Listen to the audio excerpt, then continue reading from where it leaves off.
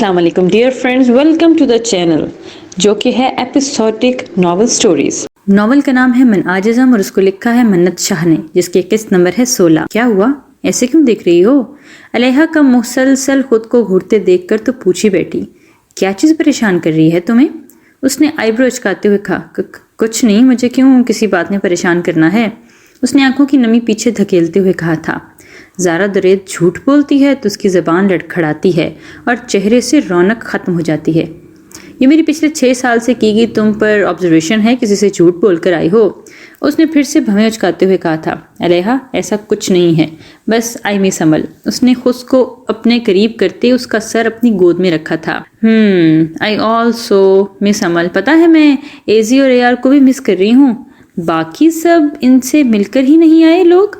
वो शुक्र है सनान नहीं था, वरना तो मुझे वो बिल्कुल पसंद नहीं। मैं ना वहाँ पहुँचे ही माहिर भाई से इन दोनों का नंबर लेकर उनसे कांटेक्ट करूंगी। अलेहा ने आगे का प्लान बताया। नहीं, किसी से कोई कांटेक्ट करने की ज़रूरत नहीं है, वो हमारे लिए अजनबी हैं। ज़ारा ने उसे साफ मना कर दिया। ऐसे कैसे अजनबी? हमारा ट्रिपल ग्रुप पे है और अब हम दोस्त भी बन गए हैं। और फिर उन्होंने तुम्हारे सामने मुझे बहन भी तो बोला है। वो रूहान सी हुई थी।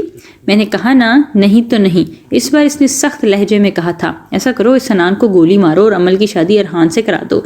फिर तो अजनबी नहीं होंगे ना, फिर तो फैमिली बन जाएगी। और ज़ारा दुरैद मैं तुम्हें शेयर नहीं कर सकती, नहीं तो तुम्हारे लिए वो हॉट डैशिंग अजहान बेस्ट था। इसने अपनी पूरी बतीसी निकालते हुए कहा था, अलेहा अगर अब तुम चुप ना हुई तो मैं तुम्हें यहीं से धक्का दे दूंगी। इसे गुस्सा आया था और उसकी बात सुनकर आगे दिल कम जल रहा था जो वो और जला रही थी। दे दो, मुझे कोई इतराज नहीं। इसने नरमी से अपनी आंखें बंद करते हुए कहा था, तुम बहुत ब्लैकमेल करने लग गई हो मुझे। इसने इसके बालों में उंगलियां फेरते हुए कहा था, तुम अपनी बेटी का नाम अलेहा रखना और उसे बताना इस दुनिया में अगर कोई तुम्हारी जान हल्कान करता है तो उसकी क्यूट खाला अलीहा है। इसने लबों पर मुस्कुराहट सजाते हुए कहा था, तुम नहीं अलेहा, कोई और है जिसने मुझे थका दिया है, हल्कान कर दिया है, जिसकी परेशानी में धीरे धीरे घुल रही हूँ। वो अजहान हयात मलिक, जिसका खाना किसी शहजादे की तरह सजाया जाता था, किसी माहिर शेफ की निगरानी में बनाया जाता और फिर बड़ी आलीशान डाइनिंग पर सजाकर इसके शायाना शान पेश किया जाता था। उसने मेरे लिए लाइन में लगकर चावल लिए, उसने मेरे कहने पर उन्हें खाया। एक लोकल देख के चावल इसे मिर्चें लग रही थी, मगर वो भी खाया जा रहा था। वो चाहता था वो मुझे खुशी दे। वो मुझे बता रहा था कि मेरे हर दंग में ढलने के लिए वो तैयार है, हर रंग में रंग जाएगा। क्या हो तुम अजहान हयात मलिक, पल में भेड़िए पल में मासूम कबूतर, जिसको छूने की चाह हो, जिसको पाने की चाह हो, जिसकी मोहब्बत का कर्ज उतारने लगूं तो सदियां वार दूं। मगर मैं जानती हूँ कि ये बस वक्ती लगाव है, कुछ दिन का खुमार, फिर तुम भी भूल जाओगे और मैं भी अपने अंदर इस पनपने वाले नन्हे से जज्बे को मार दूंगी। बस मेरी दुआ है तुम ठीक हो जाओ, तुम्हें हदायत नसीब हो, फिर कभी कोई ज़ारा तुम्हें आतबकाना निशाना ना बनाए। इसने अपनी नमी को अपने अंदर उतारा था। तुम खुलकर रो सकती हो ज़ारा, अलेहा ने इस बंद आंखों से कहा था और इसने अलेहा की परेशानी पर उस पे गौर से देखा था और फिर इसी लम्हे उसकी पेशानी पर लब भी रख दिए। वो बस बाएं जानिब अंधाधुंध भाग रहा था। इसे नहीं पता इसने हाकिम बाबा की बात सुनकर इस पर अमल क्यों किया, जबकि वो तो उनको जानता भी नहीं था। महज देखने से या किसी के बारे में सुनने से क्या इस पर यकीन किया जा सकता है? अब आर लगो या पार, मगर हाकिम बाबा पर मेरी ज़ारा को यकीन था तो इसलिए मुझे भी इन पर यकीन है, इसने दौड़ते हुए सोचा था। पीछे मुड़कर देखा तो बहुत सारे लोग सफ़ेद लबास पहने इसकी तरफ अंधाधुंध भाग रहे थे। वो नहीं जानता था कि इसके हजूम की तादाद कितनी है और ये भी नहीं जानता था कि इस लम्हे ब लम्हे करीब होते इस हजूम को कैसे रोके। अजान हयात, आयतुल कुर्सी पढ़ते रहो।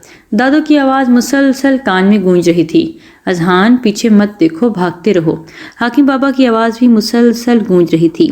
अजहान, खुदा का वास्ता मुझे अलेहा के पास जाने दो वरना वो मर जाएगी, हाथ जोड़ती हूँ।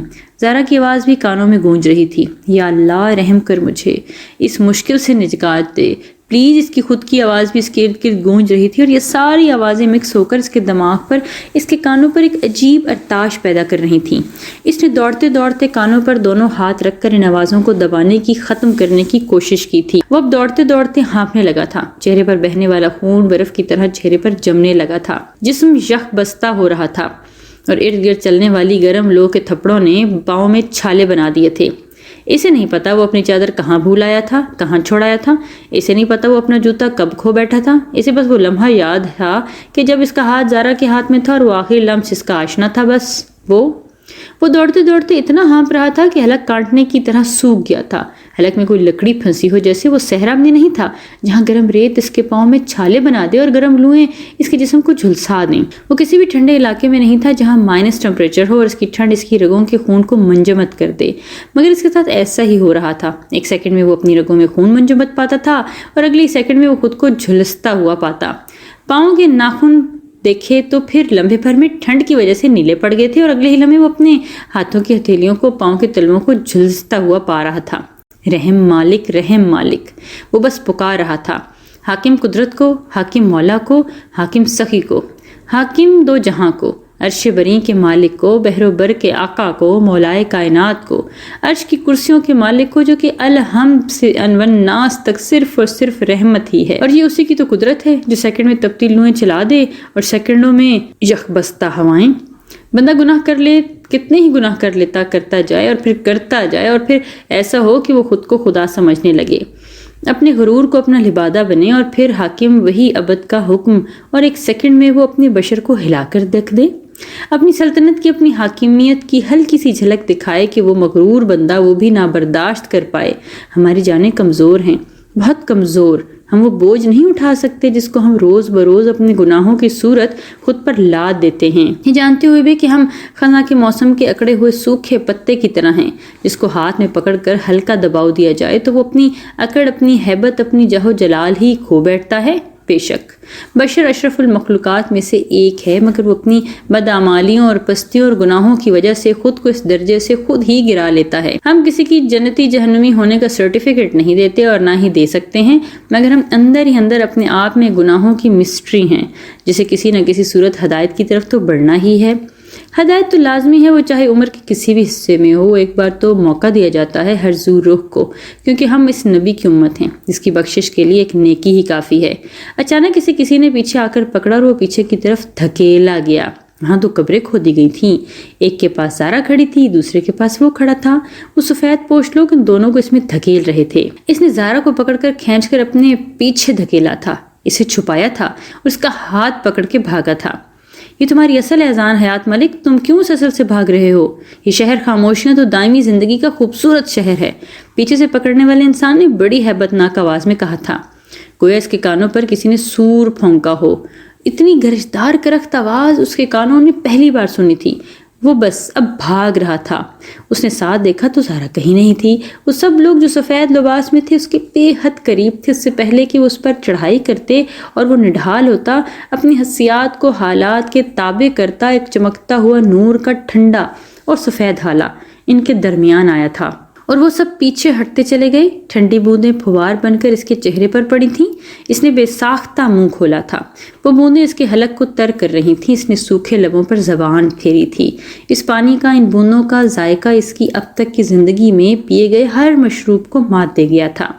من عاجزہ مبارک، ہدایت کی زندگی کے لمحات مبارک، خدا کی دیے گئے اس ٹھنڈے آپ کے قطرات کی پھوار مبارک۔ حاکم بابا کی آواز پھر سے کانوں میں گونجی تھی۔ پل بھر میں اس نے آنکھیں بند کیں اور اگلے ہی پل وہ آنکھیں کھولے کھڑا تھا۔ وہاں زارا نہیں تھی، وہ اسے کہیں چھوٹ گئی تھی کل رات کی طرح۔ ایک ٹریفک سے بھرپور سڑک تھی جہاں ٹریفک کی گہما گہمی تھی۔ اس نے پیچھے نظر دوڑائی تو وہ درخت تھے اور وہی دور تک پھیلی قبریں۔ وہ قبرستان سے نکل آیا تھا۔ وہ ایک آبادی کے دہانے پر کھڑا تھا۔ بے ساختہ نظریں آسمان پر اٹھی تھیں۔ اس کے لبوں نے الحمدللہ کی جنبش کی تھی۔ اسے پانی کی طلب نہیں رہی تھی اب، مگر وہ لرزتے وجود پر قابو نہیں پا رہا تھا۔ آنسو تو اتر آنکھوں سے بہہ رہے تھے، پاؤں پر اتنے چھالے تھے کہ چلنا تو بھر تھا۔ جیب میں ہاتھ ڈال کر موبائل نکالنے کی کوشش کی تو جیب میں کچھ بھی نہیں تھا، والیٹ بھی نہیں تھا۔ کیا کروں اب کہتے وہ لڑکھڑاتا سامنے نظر آتے پان کے چھوٹے سے ڈھابے کی طرف بڑھا۔ بابا مجھے 2 منٹ گھر کال کرنی ہے، میری حالت بہت خراب ہے۔ اس نے لرزتے لفظ منہ سے نکالے تھے۔ ڈھابے والا بھلا آدمی تھا، آگے بڑھ کر اسے بینچ پر بٹھایا تھا۔ کیا ہوا ہے تجھے پتر، کیوں ایسے پریشان ہوا ہانپ رہا ہے؟ اس نے پاس پڑے کولر سے پانی کا گلاس بھر کر اسے دیا تھا۔ پانی پی چکا ہوں بابا، بہت تکلیف میں ہوں، کیا ایک فون کال کر سکتا ہوں؟ اس نے منت کرتے کہا تھا۔ یہ لے پتر، جتنی مرضی فون کر، میرا سونا رب مدد کرے تیری۔ شکل سے تو کسی ریاست کے بادشاہ لگتا ہے، پر اتنی مسافت کیوں کاٹ کر آیا ہے؟ اتنی تکلیف میں کیوں ہے؟ اس نے اپنا موبائل نکال کر اذہان کی طرف بڑھاتے ہوئے کہا تھا۔ اس کی باتیں سن کر بغیر کوئی جواب دیے تلخی سے مسکرایا تھا اور موبائل پکڑ کر لرزتے ہاتھوں سے ذہن پر زور ڈالتے ارحان کا نمبر ڈائل کیا۔ ہیلو، अरहान की आवाज़ सुनकर इसने रोते हुए टूटे फूटे अल्फाजों में कहा था, हेलो भाई, कहाँ हो आप? इसने परेशानी से बेताब हुए कहा था, क्यों रो रहे हैं आप, क्या हुआ? इसने इतने सवाल किए। मैं नहीं जानता, मुझे ले जाओ अरहान, मुझे बहुत डर लग रहा है, मैं बहुत दूर चला जाऊंगा, मुझे ले जाओ। वो हिचकियों से रो रहा था। किसी अपने की आवाज़ सुनकर शायद इसकी बर्दाश्त की हदें पार हो गई थी। अच्छा रिलैक्स भाई, क्या आपके पास कोई ये किस मोबाइल से बात कर रहे हैं, आप मेरी से बात करवाएं, इसने बेताब होते कहा था। और उसका भाई तकलीफ में था। पहली बार इसने इसके रोने की आवाज़ सुनी थी। शेर रोते नहीं मगर अजान हयात मलिक रो रहा था। इसने रोते हुए मोबाइल सामने वाले की तरफ बढ़ाया। अधेड़ उम्र शख्स ने मोबाइल कान से साथ लगाया। हेलो, इसने पुकारा था। हेलो सर, क्या मेरे भाई आपके पास हैं? क्या वो ठीक हैं? उसने पहलू बदलते पूछा था। हाँ, तुम्हारा भाई इधर ही है मगर वो ठीक नहीं है। इसकी हालत बहुत ख़राब है, सर फटा हुआ है, चेहरे पर खून जमा हुआ है, लिबास भी तार तार है। इसने अजान की हालत बताई थी। अच्छा ठीक है, आप प्लीज़ इनका ध्यान रखना, हम बस अभी आते हैं, हमें जगह बता दें, बस हम आ रहे हैं। आपका बेहद शुक्रिया, अपने भाई की बात करवाई, एक गुजारिश है, इन्हें कहीं जाने ना दीजिएगा, मैं बस आ रहा हूँ, इसने दोबारा से कहा था। ठीक है बेटा, ये मलका हंस का इलाका है, तुम इस वक्त किधर हो? इस ढाबे वाले ने पूछा। मैं पाक पलतन हूँ, हम ठीक 1 घंटे तक पहुँच जाएंगे। अरहान इसे कहता उसका फ़ोन काट दिया। अजहान वहीं बेंच पर लेट गया था। मुराद ने जब देखा जब काफ़ी देर तक अजहान और ज़ारा बाहर ना आए, परेशान होने लगा। फिर इसने मोबाइल निकालकर अजहान को कॉल की मगर वो फ़ोन नहीं उठा रहा था। अंदर जाकर इसने दरगाह का कोना छान मारा था। पिछली सीढ़ियों की तरफ भी जाकर देखा था मगर इनका कहीं कोई नामो निशान नहीं था। परेशानी में इसने हयात मलिक का नंबर डायल किया था मगर फिर इस कॉल को काट कर अरहान का नंबर मिलाया। बेल जा रही थी, वो गहरी नींद सो रहा था। अमल को हसार में लिए 2-3 बार मुसलसल फ़ोन बजता इसे देखकर कुछ खटका था। हाथ बढ़ाकर कॉल रिसीव की तो मुराद था, जिसने इसे ज़ारा और अजहान का बताया और ये भी बताया कि वो गायब हैं और बहुत ढूंढने पर भी इन्हें नहीं मिल रहे थे। दोनों अमल को सोता छोड़कर वहां से पाकपतन के लिए निकला था। वहां जाने कितनी ही देर वो दोनों ढूंढते रहे थे इन्हें। पुलिस को तो वो लोग अपने असर और रसूख इस्तेमाल करके इन्वॉल्व कर चुके थे मगर कोई सुराग ही नहीं मिल रहा था। फिर वो सब ऐसे थक कर बैठ गए थे जैसे अजहान और ज़ारा को ज़मीन निगल गई या आसमान खा गया। फिर अजहान की कॉल मौसूल होना इसे अंधेरे में रोशनी की नवीद सुना रहा था। वो दोनों हेली से उतरकर मैनचेस्टर की सरजमीन पर कदम रख चुकी थीं। नौफल इनके आने से पहले ही मौजूद था। इसने आगे बढ़कर दोनों के सर पर हाथ रखा था। वो सुबहान से उम्र में बड़ा था, शायद इसका कोई सीनियर था। वो उन्हें लिए गाड़ी की तरफ बढ़ा। वो चुपचाप इसकी हमराही में चलती हुई गाड़ी तक आई थीं। कैसी हो बेटा तुम दोनों? नौफल ने ड्राइविंग सीट पर बैठते कहा था। वो दोनों पीछे पैसेंजर सीट पर बैठी थीं। हम ठीक हैं भाई, ज़ारा ने मुस्कुराते हुए कहा था। मेरा नाम नौफल है, लाहौर में हॉस्पिटल में मैं इसका सीनियर था। फिर मैंने यहाँ अप्लाई कर लिया और मुझे यहाँ जॉब मिल गई और फिर बस अपनी फैमिली के साथ यहाँ शिफ्ट हो गया। नौफल ने भी मुस्कुराते हुए अपने बारे में बताया था। जी भाई, सुबहान भाई बता चुके हैं आपके बारे में। ज़ारा ने खुशकुन लहजे में, अभी मैं तुम लोगों को अपने घर लेकर जा रहा हूँ, वहाँ लंच कर लेना और सुबहान से बात कर लेना, फिर मैं तुम लोगों को तुम्हारे अपार्टमेंट छोड़ाऊंगा। नौफल ने ड्राइविंग पर फोकस करते हुए कहा था। जी। ज़ारा बस इतना ही कह पाई थी। अलेहा इस सारे लम्हे में एक बार भी नहीं बोली थी। इसे ना तो वो सरजमीन पसंद आई थी और ना ही वहाँ की आबो हवा और ना ही रोई की तरह बरसती बर्फ। इसका दिल परेशान हो रहा था अजीब से खदशे, इसलिए वो बस चुपचाप गाड़ी से गुजरते हर मंजर को देख रही थी। कुछ देर बाद वो नौफल के घर थी। नौफल की बीवी बहुत सादा और नेक खातून थी। इसके 2 बच्चे थे, एक बेटी और एक बेटा। बेटी 5 साल की थी जबकि बेटा 2 साल का। एक मुकम्मल फैमिली थे वो लोग। ज़ारा को उनसे मिलकर ज़रा भी अकड़ और अजीब सा ऑकवर्ड फील नहीं हुआ था। उनका लहजा बहुत अपनायत भरा था। इसे ऐसे लग रहा था जैसे वो अपनों में ही है और कुछ देर में तो वो अजहान को भूल ही गई थी। फिर नौफल को सुबहान की वीडियो कॉल आ गई। नौफल ने रस्मी सलाम, दुआ और उनकी खैरियत की इत्तला देकर फ़ोन ज़ारा को पकड़ा दिया था, जिसे अलेहा ने उचक लिया था। कैसा है हमारा गैंगस्टर? सुबहान ने इसकी स्क्रीन पर उभरती तस्वीर देखकर पूछा था। ये किस बर्फीले शहर में भेज दिया है पीटरमैन, मुझे ये बिल्कुल पसंद नहीं आया। इसने सुबहान से गिला किया था। पीटरमैन की जान सदा थोड़ी रहना है वहाँ, बस 2 माह की तो बात है, फिर हम आ जाएंगे वापस अपने मुल्क। इसने इसे तसल्ली दी थी। वो नाराज़ थी और इसे चुपचाप देखी जा रही थी। अलेहा नाराज़ मत हो यार, देखो ये तुम्हारी सेहत के लिए ही है, वहाँ इलाज होगा तुम्हारा और फिर वो जगह, वो शोहरत और वो एक खूबसूरत सा शहर जो तुम्हारा ही तो मुंतज़िर है। हम रोज़ राइड पे जाया करेंगे, मैं भी रात तक तुम लोगों के पास ही हूँगा। इसने से फिर से तसल्ली दी। तो ठीक है फिर पीटरमैन, अमल को लेकर आना, इसने खुश होते हुए कहा।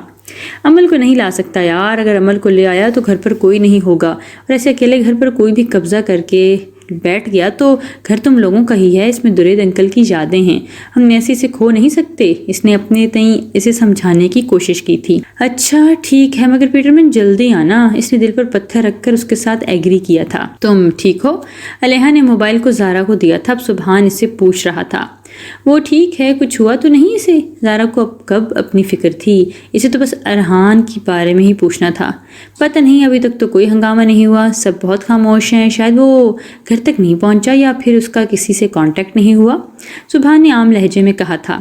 ماہر سے پوچھا وہ اسے کہاں چھوڑ کر آیا تھا؟ اسے زبان کی جواب سے تسلی نہیں ہوئی تھی. ہاں ماہر کہہ رہا تھا وہاں سے 50 کلومیٹر دور چھوڑ کر آیا ہوں. سبحان نے پھر عام سے لہجے میں جواب دیا تھا. زیادہ سنسان تو نہیں تھی جگہ؟ اس نے اگلا سوال کیا تھا. نہیں, یہ میں نے نہیں پوچھا اتنی ڈیٹیل سے. سبحان اب بیزار ہوا تھا. دیکھو سبحان, اسے زیادہ تکلیف نہیں ہونی چاہیے, وہ پھولوں کی طرح پلا ہوگا. کانٹا چبھنا بھی اس کی ذات پر بہت بڑی تکلیف کی طرح گزارا ہوگا. وہ ظلم کرنا جانتا ہے, ظلم سہنا نہیں. وہ اوپر سے سخت ہے اور دل کا نرم, اسے اس کی برداشت سے زیادہ نہ آزمانا. اس نے بھرائی آواز میں کہا. زارا مجھے ان سب باتوں سے غرض نہیں, میری طرف سے وہ it's none of my business. تم سیو ہو, دیٹس دا پوائنٹ. جو کچھ پیچھے چھوڑ کر آئی ہو اس کو بھولنے کی کوشش کرو. ہماری زندگیوں میں کوئی اذہان حیات ملک نہیں تھا, یہ بات یاد رکھنا.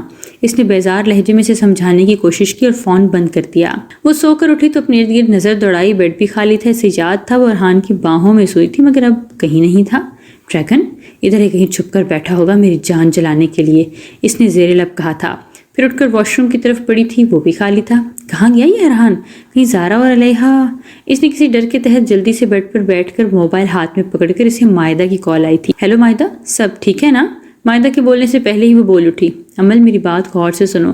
زارا اور علیحا اس ٹائم مانچسٹر ہیں اور سبحان بھی شام تک اپنے آفس کی طرف سے ملی گئی BBC نیوز کی آفر کے ذریعے پہنچ جائے گا. تم پریشان مت ہونا, اور اگر کوئی بھی تم سے پوچھے تو تم الٹا پڑ جانا, کہنا کہ وہ اذہان کے ساتھ تھی تو اب کہاں ہے, اور یہی کہنا کہ تمہیں کچھ پتہ نہیں. اب تم سے یہ معاملہ ٹھنڈا ہونے کے بعد ہی بات کروں گی.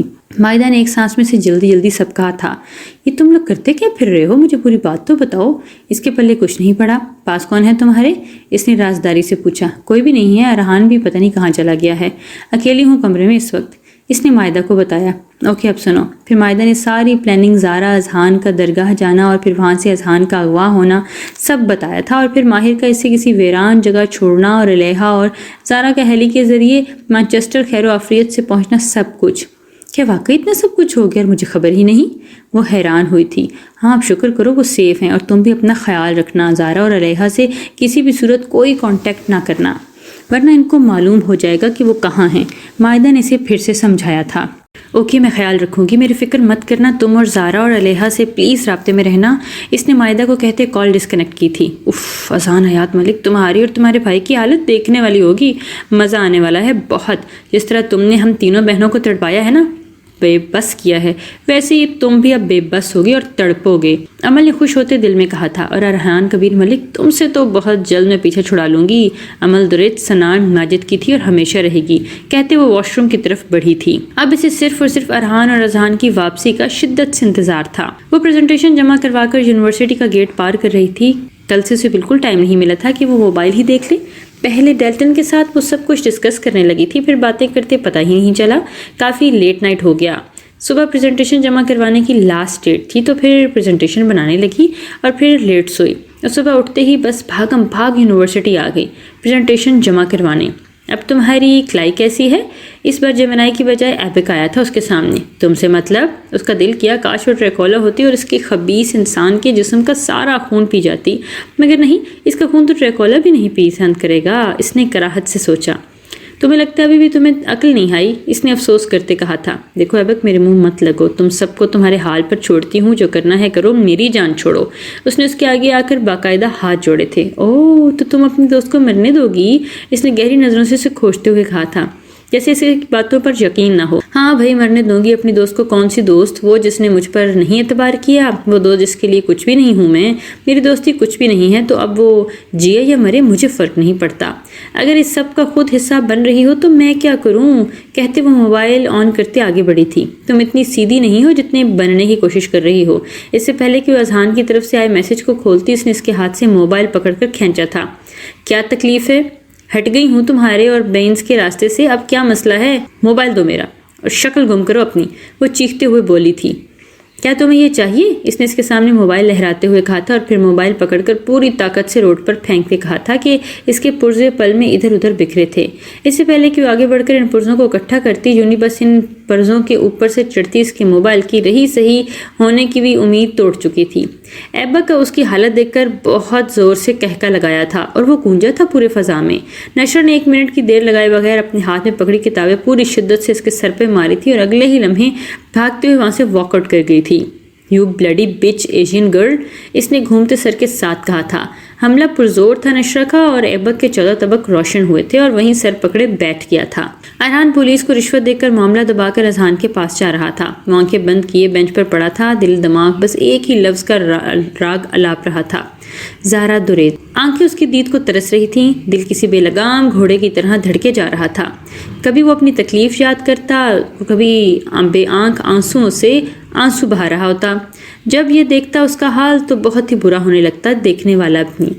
کون ہے دشمن جس نے مجھے زہرا کو پھر سے الگ کیا؟ کہیں وہی تو نہیں جس نے اس ویران فلیٹ میں بے یارو مددگار چھوڑا تھا؟ مگر وہ کون تھا؟ میں وہاں کیسے پہنچا اس ویران قبرستان میں؟ اور اس کے بعد میں نے زہرا کو بھی وہاں دیکھا۔ جو ہوا اس نے اس کو سوچنے سے بھی انکار کیا تھا۔ وہ سب جو ہوا وہ عام انسان کے بس کی بات نہیں تھی اس کے ساتھ کرنا۔ کیا وہ سب بھی میری اوقات تھی؟ کیا پھر سے بکھر رہا تھا قبرستان کا سوچ کر؟ کبھی زہرا کا سوچتا، کبھی اپنی تکلیف کا، کبھی اپنے دشمنوں کا جسم اس کا اکڑ رہا تھا۔ سر پر ایسے جیسے کوئی ہتھوڑے برسا رہا ہو اور اندر جل رہا تھا، اس کا پور جل رہا تھا۔ بھائی، ارحان نے گاڑی سے نکلتے ہی اس کے پاس پہنچتے اسے سینے سے لگایا تھا۔ وہ تو کسی اور ہی سوچ میں گم تھا ارحان کے آنے پر کب چونکا تھا؟ وہ تو اس کا اذہان حیات ملک نہیں تھا۔ جگہ جگہ سے چھلا ہوا چہرہ، پھٹے ہوئے کپڑوں، پاؤں میں چھالے، پیلی زرد رنگت، مٹی سے اٹے ہوئے بال، وہ کسی صحرا میں بھٹکے مجنوں کی مثال لگ رہا تھا جو بڑی مشکل سے منزل تک پہنچا ہو۔ ارحان نے اس کی رگڑ لگے ہوئے ہاتھ کو پکڑ کر ہونٹوں سے لگا کر چوما تھا۔ اس کی حالت دیکھ کر اسے اندازہ ہو گیا تھا کہ وہ کس تکلیف سے گزرا ہے۔ اس نے پھر سے اسے سینے میں بھینجا تھا اور وہ ارحان کو دوسری دفعہ لمس پاتے، اپنے آس پاس اپنے شناسہ کی خوشبو پاتے ہوش میں آیا تھا۔